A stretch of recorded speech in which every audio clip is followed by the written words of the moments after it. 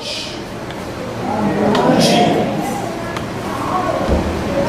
O que nos dá, o que mensura para a gente um dia?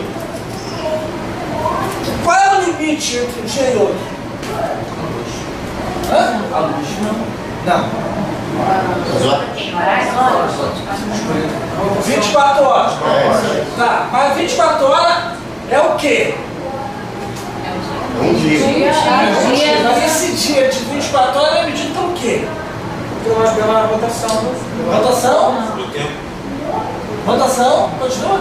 Da Terra. Da Terra. Em relação ao Sol. Então, na realidade, é o Sol e a Lua que vai dizer pra gente o que é o dia.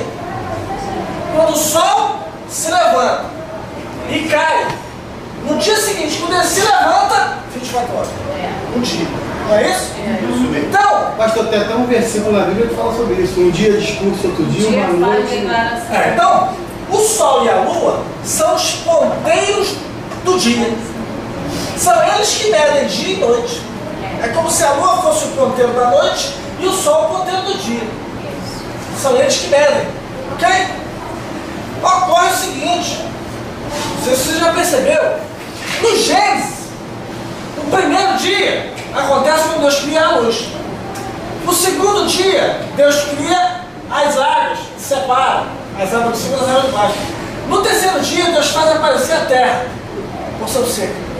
No quarto dia, Ele cria o sol e as estrelas. O sol, a lua e as estrelas. Peraí, se Ele só criou o sol e a lua no quarto dia, que dia era esse que Ele está dizendo? Se o que limita um dia é o sol e a lua, como é que Ele limitou um dia no dia primeiro, segundo, terceiro, que não tinha sol e lua? Então, é aí que eu quero chegar. Começou a confundir a gente. Não, esse dia pelo contrário, eu vou iluminar vocês. Na verdade, esse dia é o dia de Deus, não é o nosso. O nosso dia precisa de um sol e de uma lua. Do dia não. O dia de Deus, não. Não. Já é... Um dia para Deus é como 1000 anos, 1000 anos é como um Dia. Então, o parâmetro dele é outro. Ok?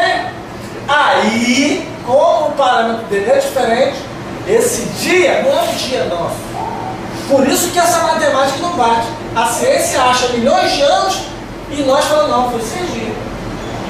Isso aqui, ó, esse filme, ele vai nos dar, justamente, ele vai casar o que a ciência diz com o que a Bíblia fala. Agora, terceiro. Vamos lá. Hã? Código Gênesis.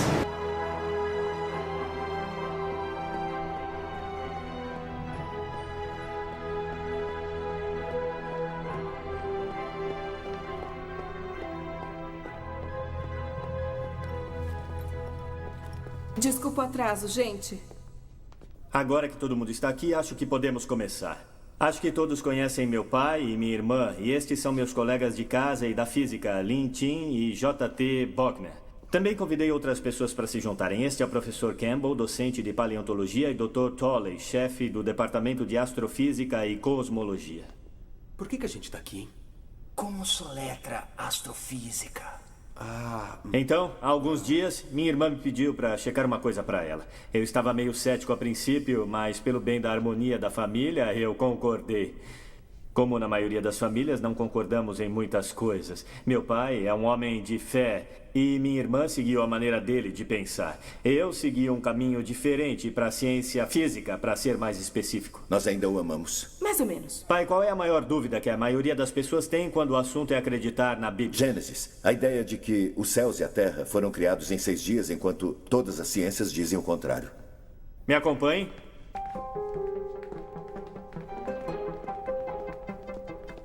E o tempo. Tempo era uma constante que não tinha nada a ver com nada mais. O tempo se move pra frente, de hoje pra amanhã e assim por diante. Sempre pra frente e na mesma velocidade. Tic-tac, tic-tac. Então veio Albert Einstein e todas as coisas mudaram. Sabia que isso ia ser uma aula de física. Eu sabia, cara.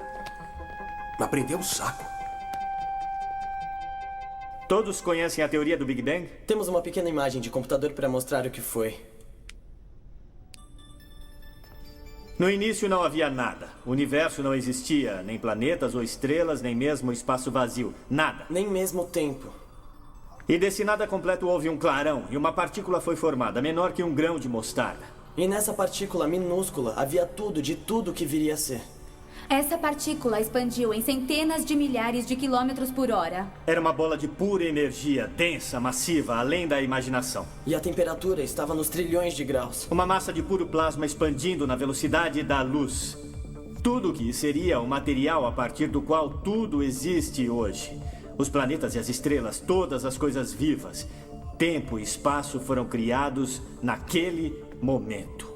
Isso foi uma boa notícia para os seguidores da Bíblia, como eu e o papai, porque a ciência estava dizendo que houve um começo exatamente como a Bíblia diz. Claro que a má notícia foi que a Bíblia disse que tudo isso aconteceu em 6 dias. Essa ideia do Big Bang surgiu como resultado da teoria da relatividade do Einstein, onde ele estabeleceu que na ciência física nada é absoluto. Tudo é relativo em relação a tudo. Até mesmo o tempo. Tempo é relativo à velocidade. É um conceito em física que chamamos de dilatação do tempo. Imagino que todos ouviram esse exemplo. Imaginem Lin e JT. São gêmeos vivendo agora na Terra. Eu sei, estranho, né? Lin embarca numa nave e voa perto da velocidade da luz para uma estrela distante.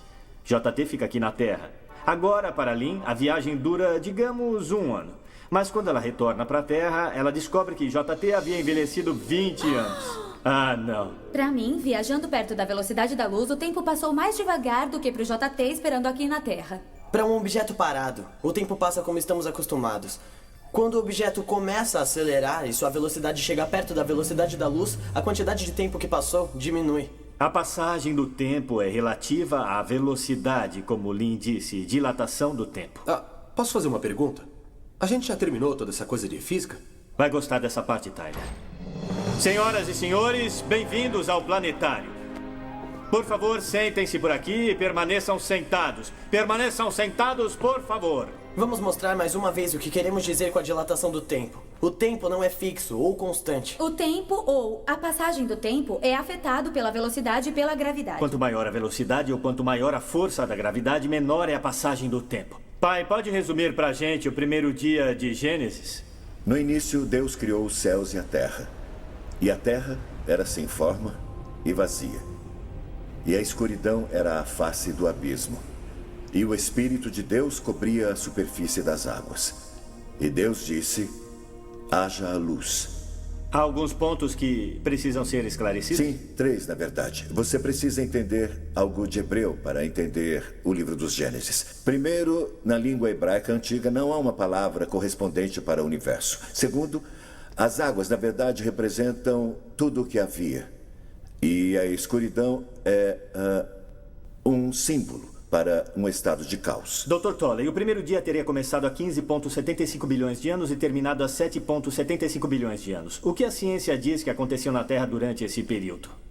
No instante do Big Bang, tudo o que seria, tudo que constituiria os quarks, prótons, nêutrons, elétrons, a partir do qual tudo agora existe, assim como o tempo e espaço foi criado. A Terra só existia na forma de poeira estelar, que mais tarde se solidificaria no planeta. Quanto ao verso haja a luz, você precisa voltar ao seu vídeo do Big Bang e corrigir algo.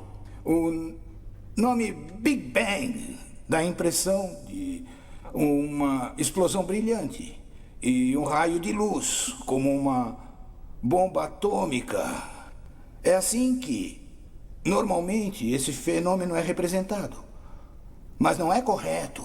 Do momento inicial da criação, e conforme o universo inicialmente expandiu, ele era uma bola de plasma tão incrivelmente quente, densa e forças gravitacionais que nenhuma luz poderia ter escapado. Inicialmente não existia nenhuma luz. Só uma massa redonda e opaca de pura energia.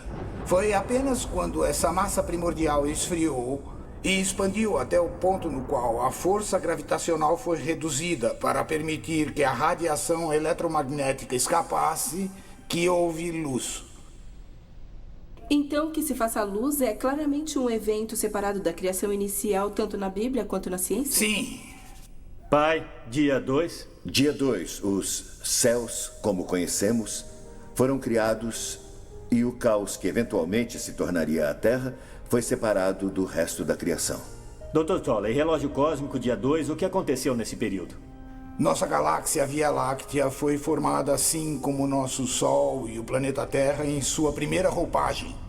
Pai, dia 3. Os oceanos e a terra seca surgiram, assim como as primeiras formas de vida vegetal. Professor Campbell, estamos na sua área agora. O que a ciência diz que aconteceu com a Terra entre 3,75 bilhões de anos e 1,75 bilhões de anos atrás? Bom, há uns 3 bilhões e 800 milhões de anos a Terra esfriou, a água líquida foi formada. Em seguida, as primeiras formas de vida vegetal e animal, algas fotossintéticas e bactérias apareceram. Voltamos com você, pai, dia 4. Dia 4, o Sol, a Lua e as estrelas apareceram. Mesmo período, professor, 1,75 bilhões de anos e 750 milhões de anos atrás. Bom, inicialmente, na primeira parte deste período, a atmosfera da Terra era quase opaca. Então, com o aumento da concentração de oxigênio, a atmosfera teria se tornado translúcida. E então o Sol, a Lua e as estrelas teriam aparecido pela primeira vez na superfície da Terra. Pai, dia 5. Dia 5, a vida é criada nos oceanos e também os primeiros répteis e pássaros.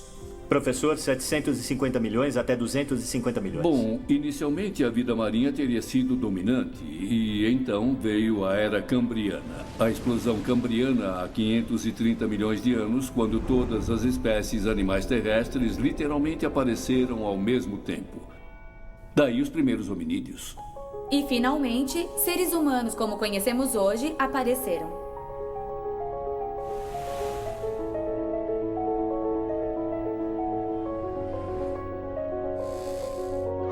Agora, não é verdade que no tempo em que Gênesis foi escrito não havia conhecimento de nenhum dos estágios científicos que você e o Dr. Tolley descreveram? Naquele tempo, as pessoas pensavam que a Terra era plana. Hoje, o relógio cósmico continua a girar, a marcar a passagem do tempo no nível dos cosmos.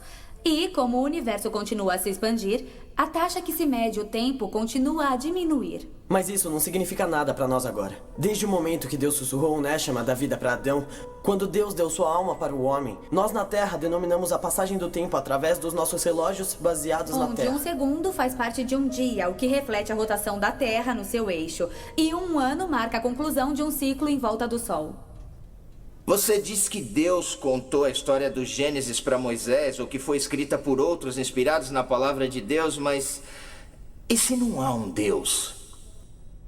A ideia de que Moisés ou qualquer outro no tempo que o Gênesis foi escrito, um tempo que Bob nos lembrou há apenas um minuto, quando a maioria das pessoas acreditava que a Terra era plana, poderia ter criado uma história que reflete perfeitamente o que a ciência tem provado ser a verdade. Tudo de uma maneira secular. Acreditar nisso, para mim, de qualquer maneira, é mais difícil que acreditar em Deus. Então vejam só. A ciência e seus 15,75 bilhões de anos e os 6 dias da Gênesis estão em completo acordo.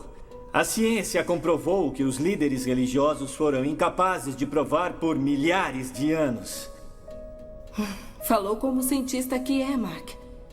Mas, na realidade, a ciência só alcançou a verdade da Bíblia. A ciência simplesmente decifrou o código da Gênesis.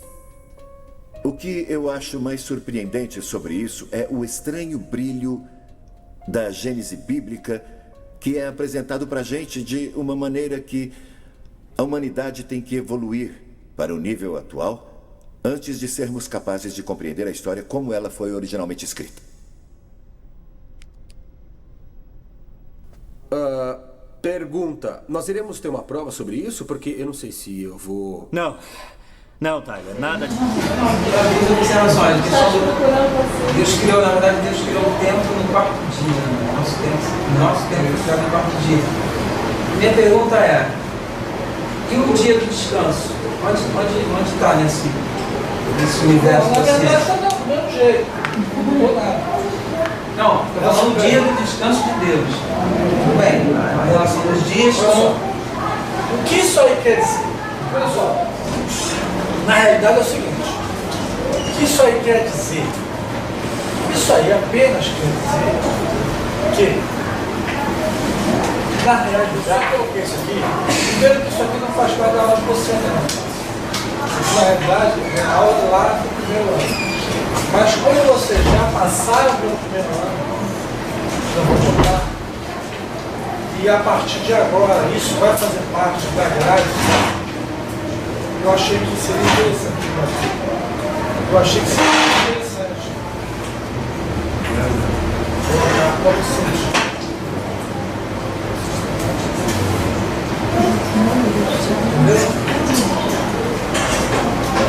Você lembra quando a gente parou? Você entendeu a minha pergunta? É o seguinte, na realidade, o que eu quis mostrar para ele é que os dias de Gênesis 1, foi a tarde, amanhã do primeiro dia, foi a tarde, amanhã do segundo dia, na realidade não são dias. Essa é a série da pergunta. A nomenclatura ali, dia, nos faz tropeçar. Na verdade, é verdadeiramente um dia, mas não é um dia no nosso relógio, é um dia no relógio de Deus. Lembre-se que Deus está criando todas as coisas. Ele está na eternidade, ele não está no Cronos, ele está no Kairos. Já falei isso? Já. O tempo de Deus é o Kairos, o nosso tempo é o Cronos. Ocorre que o Cronos tem passado, presente e futuro. O Kairos tem o que é, o que era e o que é de vida. Parece a mesma coisa, mas não é. Porque todo o nosso passado, presente e futuro cabe dentro do é de Deus. Entenderam isso?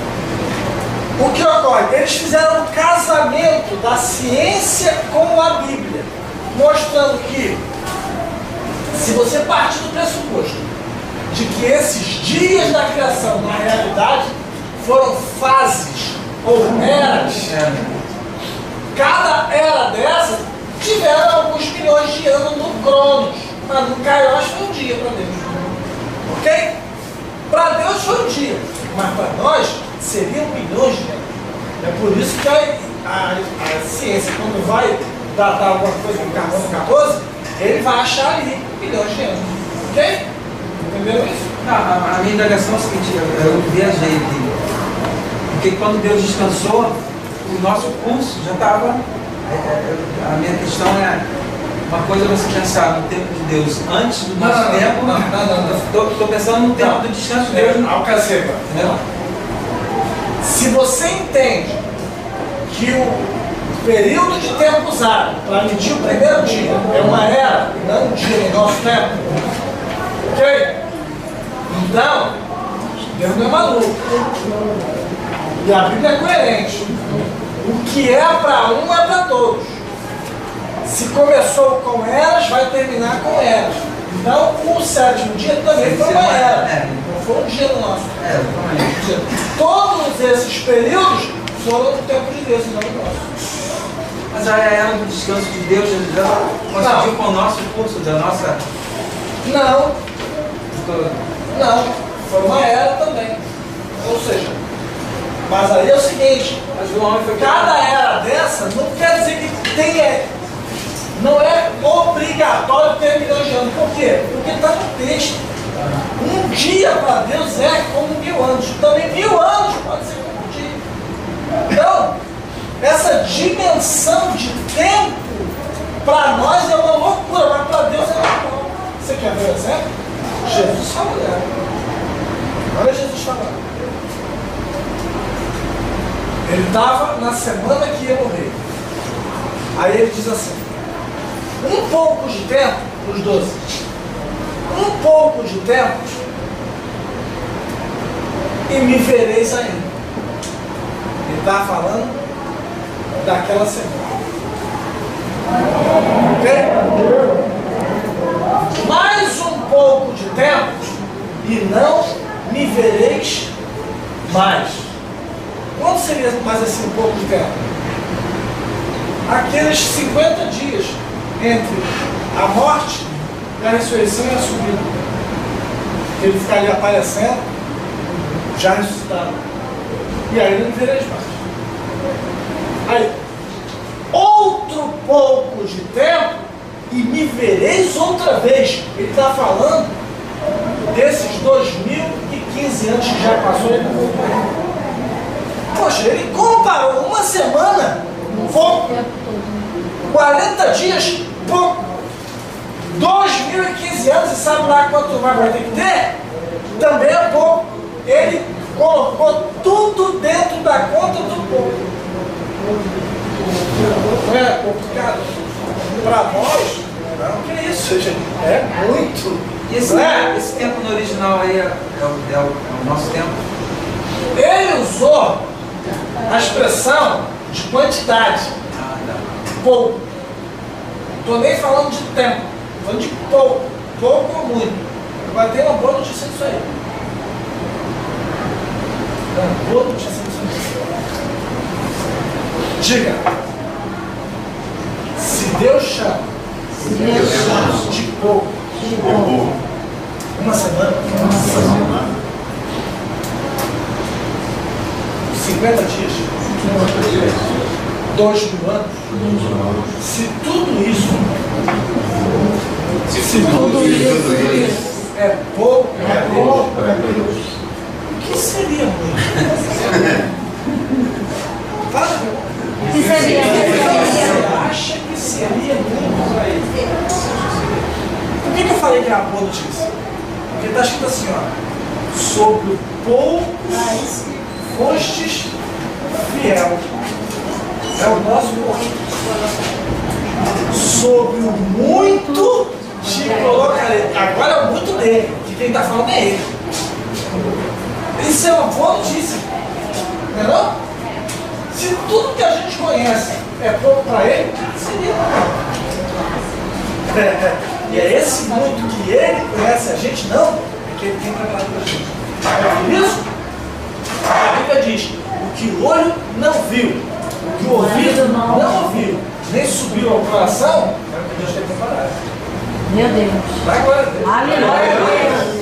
Pastor, mas também teve um pastor que pregou aqui na igreja, que falou que esse descansar é porque ele é um espírito. E Deus também não manda a gente descansar nele. Esse descansar é tipo uma figuração de descanso, porque um espírito não ia ter como descansar depois que ele criou.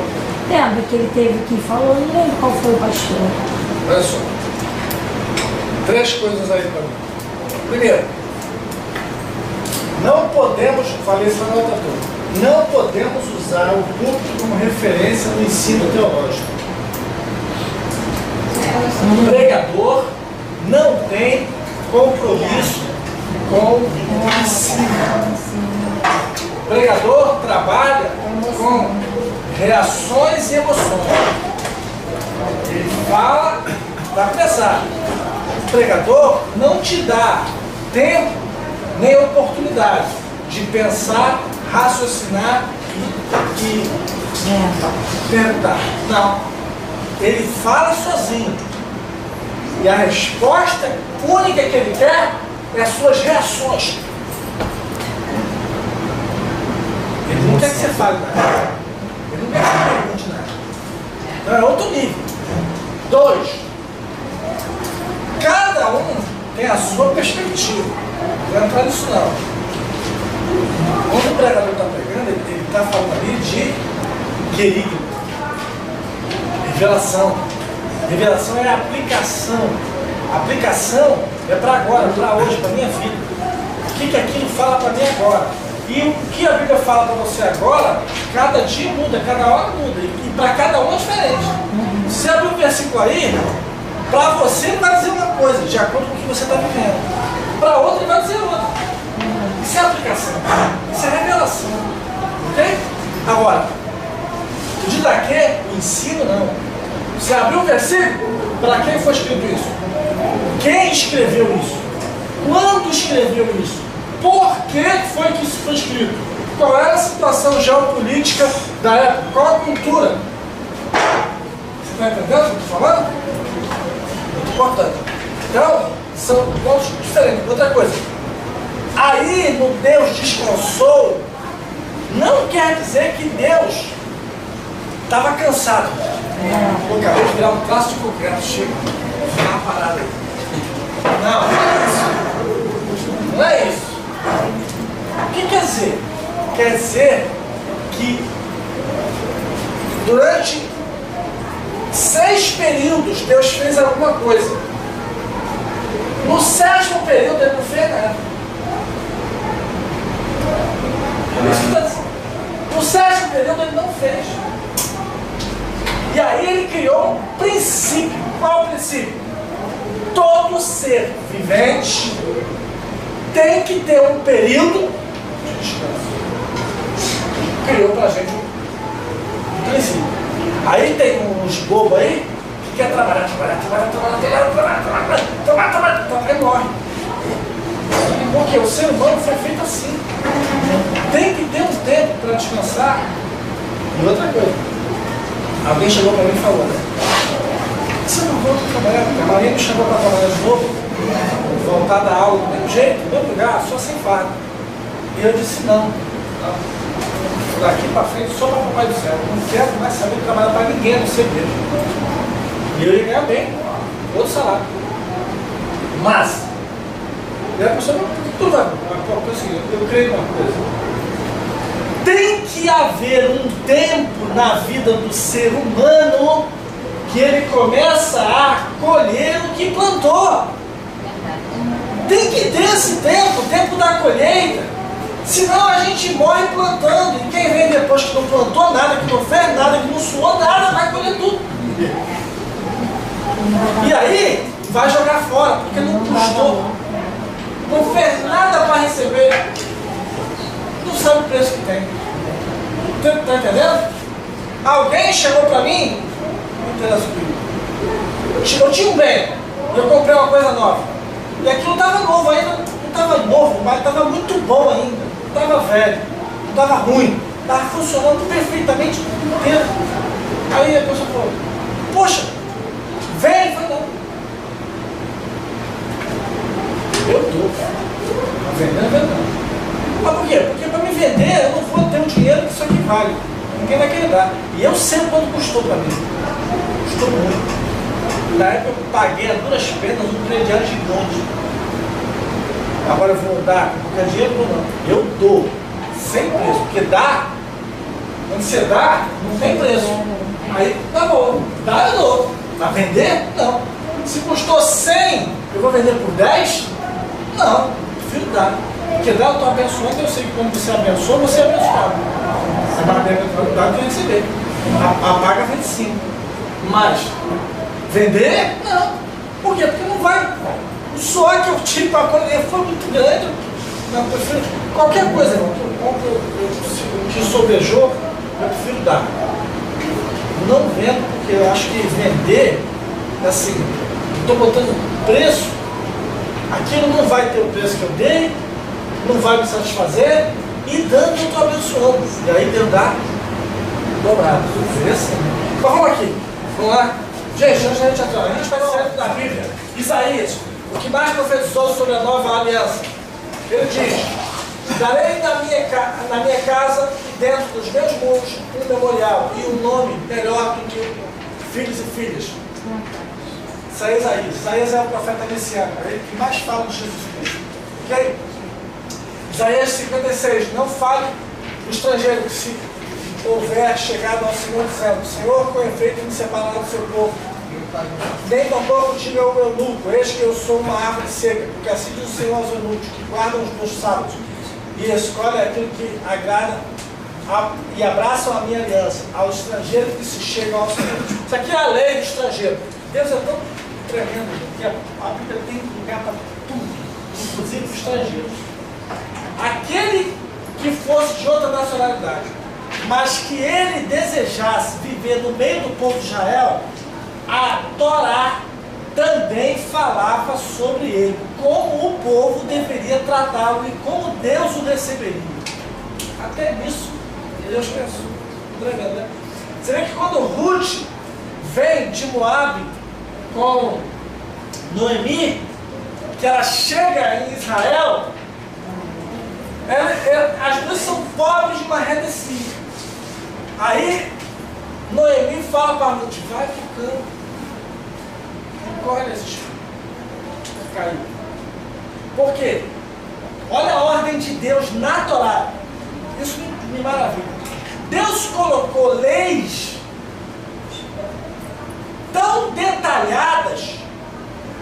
para proteger todas as classes, até o miserável. Aquele que tem lavoura, colha a sua colheita, mas não pegue o que cair no chão. Quando você estiver colhendo, o que cair no chão é do estrangeiro, é do pobre. Ou seja, o pobre, muito pobre, o miserável, não precisa pedir. Se ele for para as lavouras, vai ter lá um pouco para ele, sem ele pedir. Tudo aquilo que caiu no chão, a Torá proibia, não pegue. Isso é do estrangeiro, do pobre do necessitado. Porque ele se sente humilhado. Exatamente. Muito lindo isso, né? É, Deus pensou até nisso. Respeitou, né? Muito bonito. Vamos lá.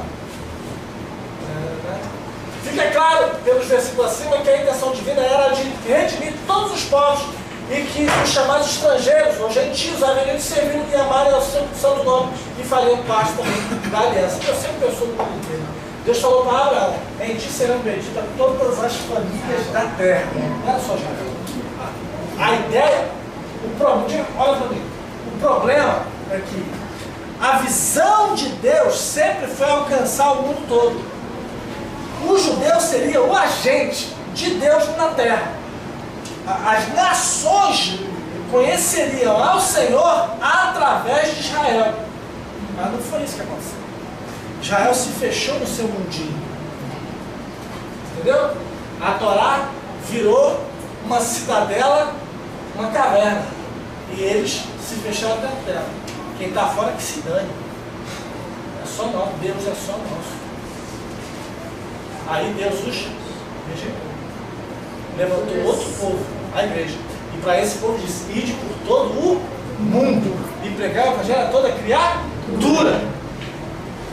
E hoje ainda tem isso, pastor? Hã? Hoje ainda tem esse negócio de Deus é só meu? Sim.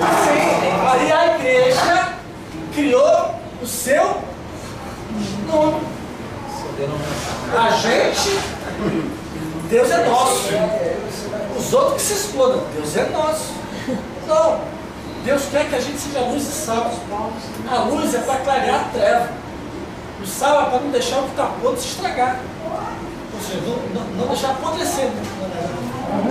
Essa é a função. Ok? Aí você vira para o Marco Bento e diz assim: tu é do diabo, tu é do diabo. Não. Essa não é a nossa luta. A nossa luta não é contra carne nem contra sangue. Sempre. Você tem que colocar na cabeça que, por pior que a pessoa seja, a peste daquele patrão, aquele vizinho, aquela pessoa da família que, nossa, não me dou com ele, é ruim. Não é ele, não é ela. É o espírito que está dentro dele e dentro dela. Vence o espírito que está lá e aquela pessoa vem contigo para a igreja e vai ser teu irmão. E vai andar contigo. Pastor, o senhor acha que a igreja está preparada para receber um homossexual sem preconceito? Olha só. São coisas que a gente tem que separar. O pecado do pecador.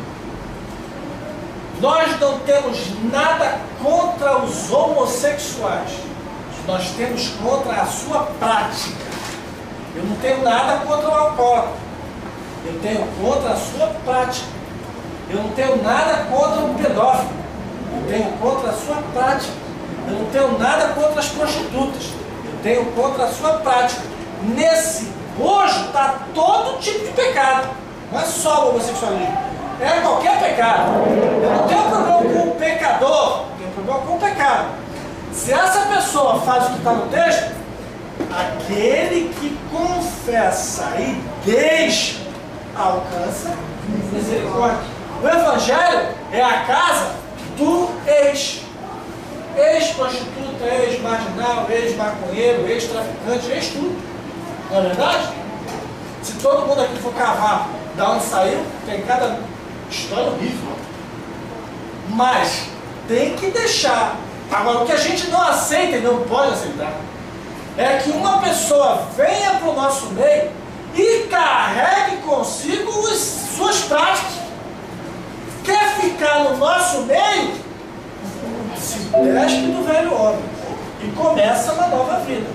Você está entendendo?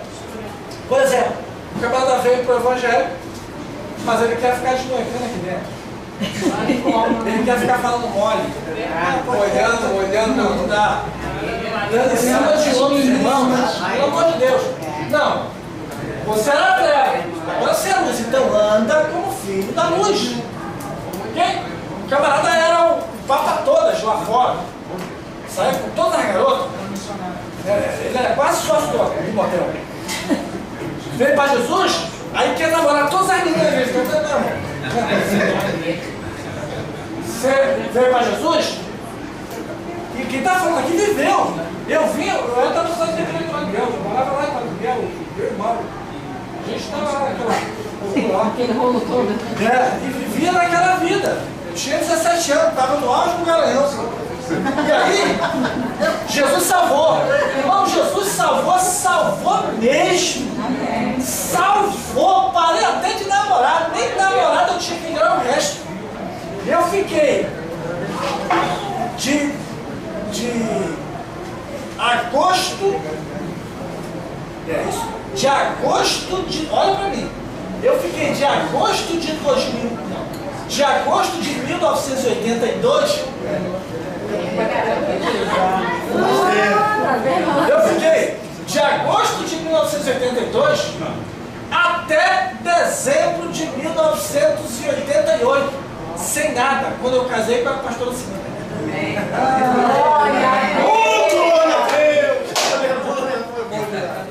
É sério? E aquele negócio, eu quero falar hoje com o pastor Adenal, eu tive tempo aqui, né? A igreja era tão diferente. Havia tanta polícia, havia tanta. Tem gente que não gosta de São Francisco, não. É porque era diferente mesmo. As pessoas falavam diferente. Ser crente era diferente. E não é saudoso, era muito diferente.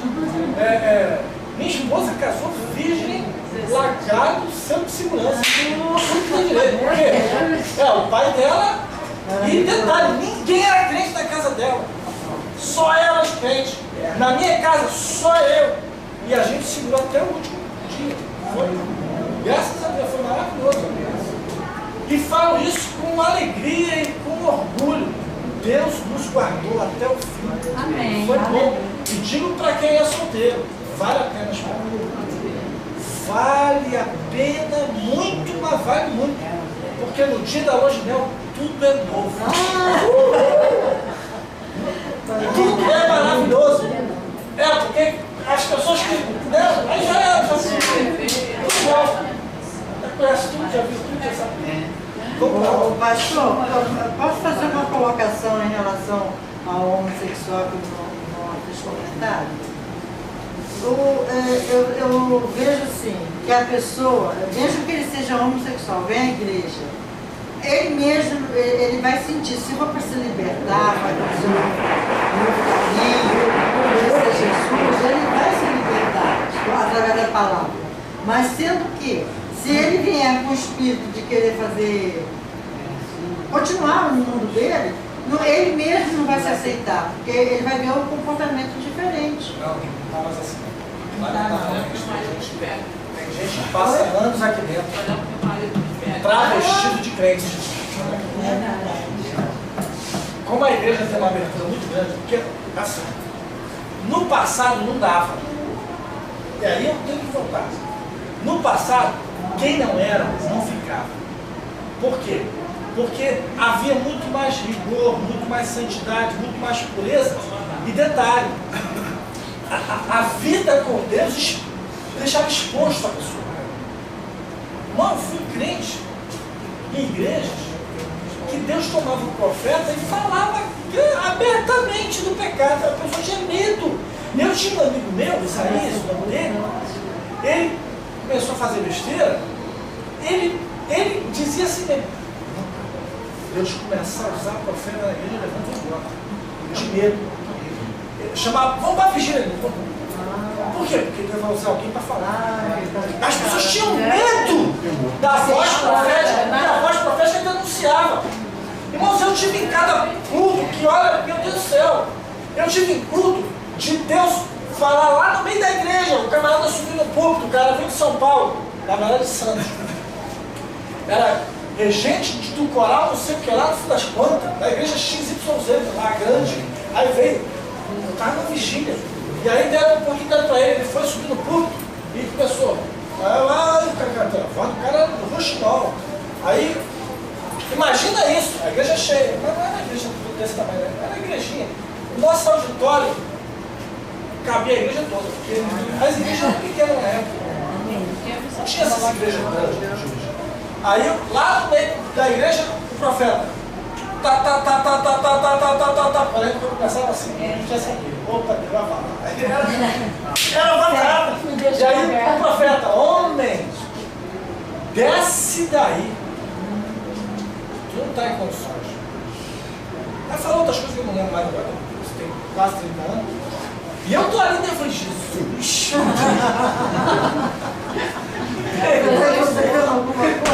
A gente começava a pedir perdão, porque o perdão caía. Aí ele, e o camarada nem doeu, ele tá com ela. Aí ele levanta o profeta. Eu vou levar o meu varão até ti. E começou a aí foi embora. Chama o cara da grandão, esses grandão, quase 2 metros de altura, né? E o profeta era pequeno igual eu. Aí o profeta chegou nele assim e falou assim, tu pode resistir a esse vaso, mas tu não pode resistir ao poder desse varão. Botou a mão assim, quando ele botou a mão assim, o camarada grandão desmontou no chão. E aí começou a chorar igual criança. Fazer barulho. Eu olhei e falei, Jesus, perdão, Senhor. Aquilo trazia temor. Aquilo era bom, porque aquilo, viver na presença de Deus era viver em santidade. Porque a qualquer momento teu pecado podia vir à tona. Era algo assim, você vivia buscando santidade, pureza. Isso era maravilhoso. Hoje, você não sabe quem é quem, mas não há diferença. Vamos para a aula, vamos para a aula. Pessoal, nós temos 2 genealogias aqui de Jesus. Uma começa lá em Davi. Na verdade, aqui é tudo por Davi, né? As 2 genealogias subiram até Davi. Mas é o seguinte, olha só. Essa daqui é a de Lucas.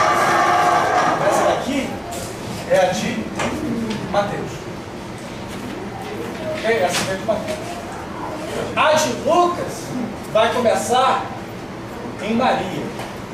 A de Mateus vai começar em José. Por quê? A sociedade machista da época de Mateus, ok? Vai provar que ele é descendente de Davi e de Abraão, vai começar em Abraão, na verdade, essa daqui veio descendo. Começa em Abraão, vai em José. Essa daqui é de Lucas. Começa em Maria, sobe, atropela Davi, passa por cima de Abraão, vai subindo até chegar em Adão. Até Adão? Essa daqui vai chegar até Adão. Só que aqui a gente parou em Davi. Aqui é para mostrar que as 2 genealogias elas têm em comum Davi, mas são diferentes. Por quê? Essa daqui vem por Maria. Okay? Ela vai parar em Natã, filho de Davi. Essa aqui vai parar em Salomão, filho de Davi. A de Mateus tem que provar que ele é o rei.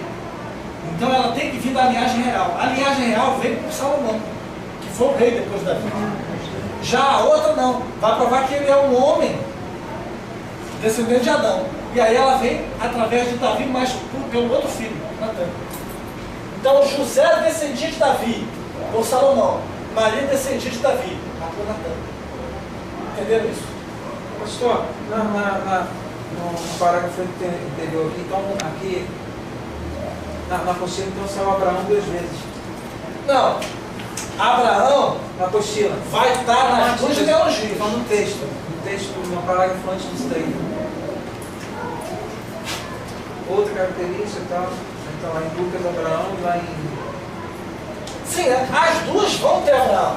E as 2 vão ter Davi. Daqui, bom. Olha só. Daqui, desse ponto aqui é Davi. Davi é o ponto em comum. Daqui para cima é tudo igual. Não é nada.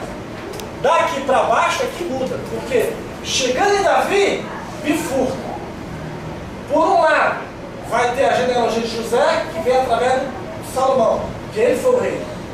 Jesus tem que provar que é da linhagem real. O outro lado, Maria, ela é da descendência de Davi, sim, mas através de Natã, outro filho de Davi que não foi rei. Ok? Entenderam isso? Vamos parar por aqui? Pessoal, pega